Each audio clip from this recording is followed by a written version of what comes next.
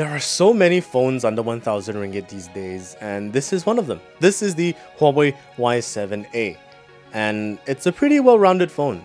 Welcome to the review, by the way. And being the latest addition to the Huawei Y series, does this phone actually stack up with the abundant competitors out there? Let's get started. First things first, a Kirin 710 chipset. I've had that before. I've recently reviewed the MatePad from Huawei again, which is the 10TS, and it was pretty alright. So I have that prior experience with this kind of chipset, and all I can say is if you're going to be playing games with this heavily, this isn't going to be like the best choice for you.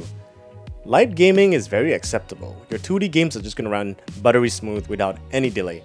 But if you're going to play 3D games that are very graphically intensive, like let's say Genshin, everyone's mad about it these days, you're not going to be getting crazy consistent frame rates because, maybe the chipset is not holding up that well.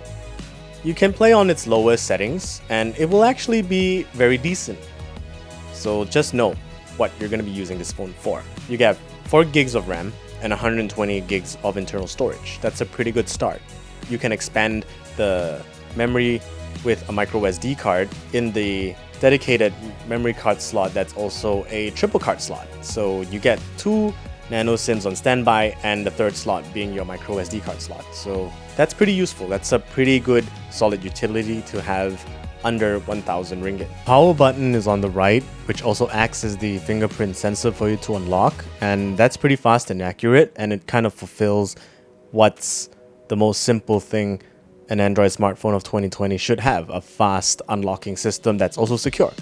It's got a very long-lasting 5000 milliamp battery pack inside, which lasted me about 2 days, and that's pretty sweet. I used everything: social media, Spotify, Netflix, YouTube, all my messaging apps. I'm constantly messaging anyway. And it's charged by the Huawei supercharging brick. So this is 22.5 watts, and you use USB Type A to Type C. And just use the cable that's provided if you want that supercharged goodness. So the unit I have, it's in blush gold. It's really subtle. It's not like an in-your-face kind of gold where it's like just a shocking yellow. There are other colors as well, which is crushed green and midnight black. I personally like this blush gold because it's still kind of classy. The entire body is plastic. It's not necessarily a bad thing. It's got a pretty decent heft to it, which gives it that really expensive feeling even though it's not. And it's got a pretty sweet vertically stacked camera setup at the back. So you're getting a 48 megapixel main shooter, followed by an 8 megapixel ultra wide, a 2 megapixel depth sensor, and a 2 megapixel macro lens. And in front, you're getting a 8 megapixel selfie camera, which takes alright shots. The colors are okay, the dynamic range is acceptable, and again, you'll need very good lighting to achieve good shots. It's not spectacular anyway, but it's possible for social media. That 48 megapixel main, it's able to take actually decent shots, especially things like landscape and stationary objects. The colors are not that vibrant, but you can always add a vivid filter if you'd like. And that 8 megapixel ultra wide, here are some of the shots I've taken.